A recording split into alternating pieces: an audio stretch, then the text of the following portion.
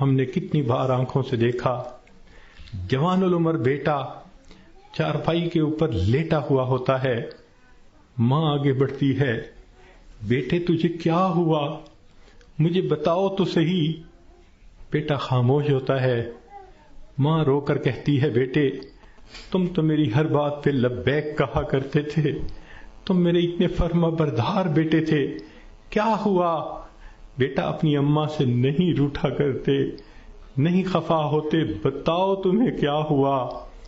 بچہ خاموش ہوتا ہے، بالآخر بیوی آگے بڑھتی ہے، میرے سرتاج، میرے ہمراز، مجھے تو بتائیے کیا ہوا، اگر آپ میری کسی بات پہ خفا ہیں میں آپ سے سوری کر لیتی ہوں، معافی مانگ لیتی ہوں، مجھے بتائیں کیا ہوا۔ نوجوان خاموش ہوتا ہے، بہن آگے بڑھتی ہے، میرے ویر مجھے بتائیں تو صحیح کیا ہوا۔ خاموش ہوتا ہے، بہن کہتی ہے کہ مجھے بتائیں، میں ابھی ڈاکٹر کو بلواتی ہوں، مگر جوان کوئی جواب نہیں دیتا۔ بیٹی آگے بڑھتی ہے، ابو مجھے بتائیں تو صحیح کیا ہوا، ابو میں آپ کی بیٹی ہوں، میں آپ کی خدمت کے لیے 24 گھنٹے حاضر ہوں، کچھ کھانا ہے یا پینا ہے مجھے بتائیے، کوئی کام ہے مجھے بتا دیجئے، ابو مجھے بتائیں تو صحیح کیا ہوا۔ باپ خاموش ہوتا ہے، بیٹی روتی رہ جاتی ہے، ماں پھر آگے بڑھتی ہے، بیٹے میں نے کال کر دی ہے، ابھی ڈاکٹر کو بلواؤں گی، تمہارا علاج کرواؤں گی۔ بیٹا خاموش ہوتا ہے، اسی خاموشی کی حالت میں ماں دیکھتی ہے، آنکھیں کھلی رہ گئیں، روح نکل گئی، وہ اپنے کانپتے ہاتھوں کے ساتھ جوان بیٹے کی آنکھوں کو انگوٹھے رکھ دیتی ہے۔ اس ماں نے کبھی سوچا بھی نہ تھا میں بڑھاپے میں جوان بیٹے کی آنکھیں بند کروں گی۔ جب بچے کی روح نکل جاتی ہے، سب رو رہے ہوتے ہیں، کہنا شروع کر دیتے ہیں میت کو فلاں کپڑے میں رکھ دو، تھوڑی دیر پہلے یہ کسی کا باپ تھا، یہ نوجوان کسی کا بیٹا تھا، کسی کا بھائی تھا، کسی کا خاوند تھا، اب کیا ہوا؟ سب نے اس کو میت میت کہنا شروع کر دیا، تو جواب ملے گا اصلی انسان تو چلا گیا، یہ اس کا جسم باقی ہے، اس کو بھی ہم اس کے اصلی گھر پہنچائیں گے۔ چنانچہ اس کو نہلا دیا جاتا ہے، کفنا دیا جاتا ہے، اور جنازے کا اعلان کر دیا جاتا ہے۔ اس کو لینے کے لیے کئی رشتہ دار کمرے کے اندر آ جاتے ہیں، بھئی تم کیوں آئے ہو؟ ہم اس کو اس کے اصلی گھر پہنچانے کے لیے۔ بھئی یہ گھر بھی تو اسی کا تھا، اسی نے پلاٹ خریدا، اسی نے نقشے بنوائے، اسی نے کمرہ بنوایا، اسی نے یہ مکان بنوایا، ماربل لگوایا، کہاں کہاں سے فرنیچر ڈھونڈا، کہاں کہاں سے بجلی کی فٹنگ خرید کے لایا، ابھی تو دیواریں بھی میلی نہیں ہوئی، تم اس کو لینے آ گئے ہو۔ سب کہیں گے یہ تو عارضی گھر تھا، اصلی گھر تو آگے ہے، 2 گز زمین کا ٹکڑا، چھوٹا سا تیرا گھر ہے۔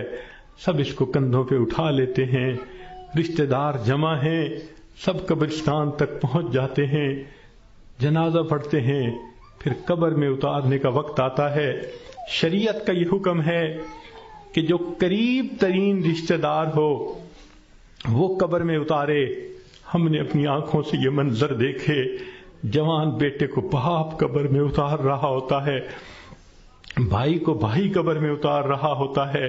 اللہ کی شان، یہ تو شریعت کی مہربانی ہے، اس نے عورتوں کو منع کر دیا کہ تم جنازے میں اور قبرستان میں مت جاؤ۔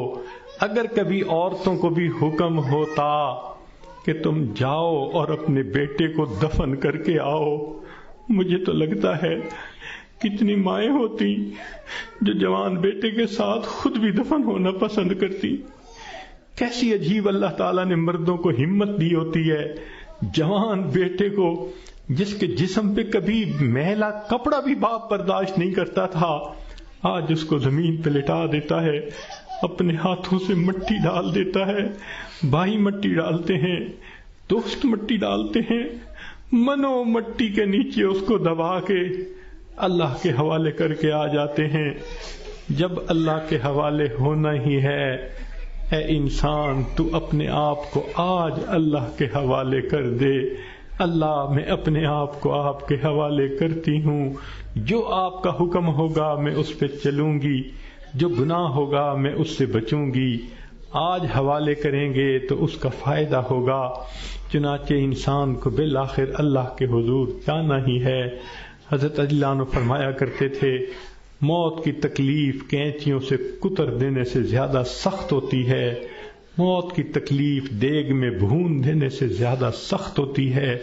اگر موت کی تکلیف کا اندازہ لگانا ہو تو آپ عورتوں کو تو بہت آسانی سے لگ سکتا ہے۔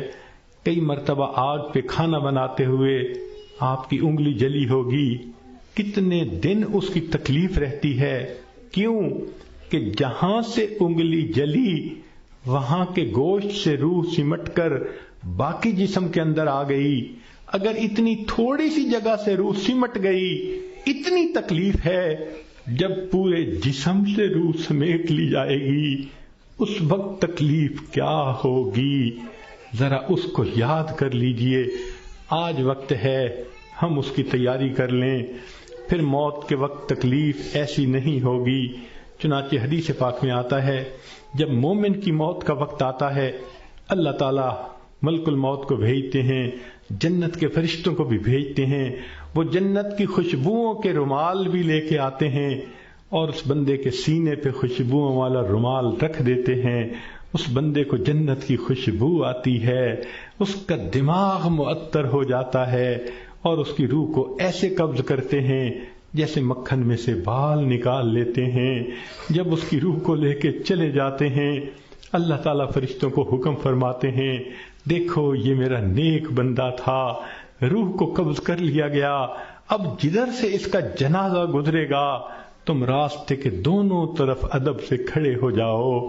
سبحان اللہ، مومن کی کیا شان ہے، جہاں جہاں سے جنازہ گزرتا ہے فرشتے راستے کے دونوں طرف ادب سے کھڑے ہوتے ہیں۔